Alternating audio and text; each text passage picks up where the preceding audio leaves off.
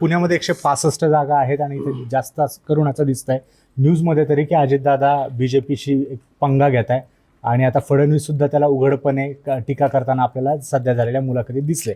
तर पुण्यातल्या 165 जागांपैकी बीजेपी किती जिंकेल आणि दादांना किती जागा जिंकता येतील हे आपण बघणार आहोत. दीपक सर, काय वाटतं पुण्याचं चित्र कसं आहे?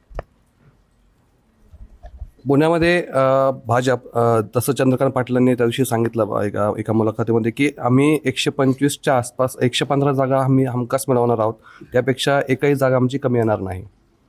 परंतु ऐनवेळेस शिंदे सेनेशी त्यांचं चुकलेलं गणित किंवा बिघडलेलं राजकारण, त्यानंतर अजित पवारांनी जो आपला प्रचाराचा पद्धत बदलली, स्ट्रॅटेजी बदलली, त्यानंतर असं वाटतं की भाजप साधारणतः पुण्यामध्ये 90 ते 105च्या आसपास असू शकेल.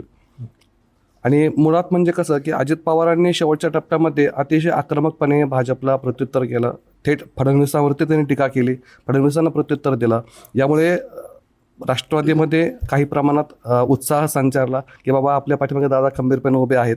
आणि इकडे दुसरीकडे फडणवीसांनी पण शेवटच्या टप्प्यामध्ये आपल्या प्रचाराचा शेवट हा पुण्यामध्ये केला. त्याचा एक असा परिणाम होऊ शकतो की बाबा भाजपला बुस्टर मिळू शकतो त्यामुळे. आणि ऑलरेडी भाजपने चांगल्या प्रकारे पुणे महानगरपालिकेच्या दृष्टीने अगोदरपासून सुरुवात केली तयारीला. त्यामुळे आत्ता जर आपण पाहिलं तर भाजप पुण्यामध्ये साधारणतः 90 ते 105च्या आसपास जागा मिळू शकेल.